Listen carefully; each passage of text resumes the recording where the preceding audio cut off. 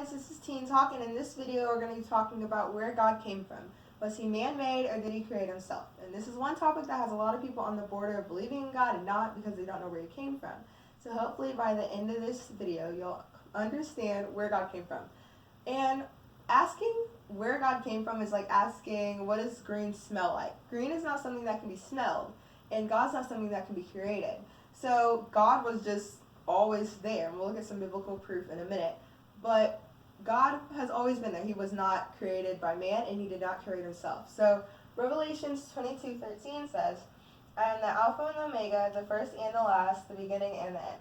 And God says the same thing 3 times in one verse. He's the Alpha and Omega, and Alpha is the first letter of the Greek alphabet, or A for us, and Omega is the last letter of the Greek alphabet, or Z for us. So he's saying that he's the beginning and the end, he's the last and the beginning, he's the first and the last, and he's the beginning and the end, and he's the Alpha and Omega.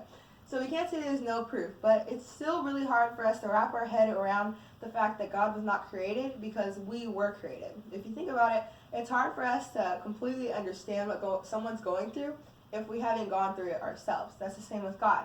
It's hard for us to understand that God was not created because we were. But it's way easier for us to understand that God is always going to be there because we're always going to be there. We're always talking about heaven and hell and eternity.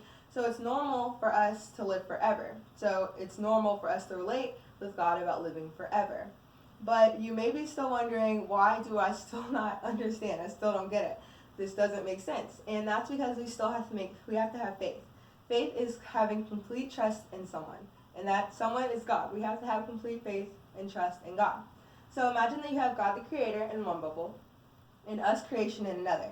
And we keep on, without faith, we're trying to reach God and we're trying to understand that he was never created, right? But we just keep on bouncing off. We're understanding a little bit, then we can't understand. We're understanding a little bit, but we can't because there's no faith. Faith is like glue. When we have faith, we come and we meet with God and we actually understand and we can relate with God and understand that there's no need for him to be created because he's the creator. So that's all I have to say about that topic, and make sure to subscribe, hit that like button, and comment a question so I can make some more videos. My next video is going to be talking about the Church of Scientology, which I'm really excited about, so keep a lookout for that. Bye guys.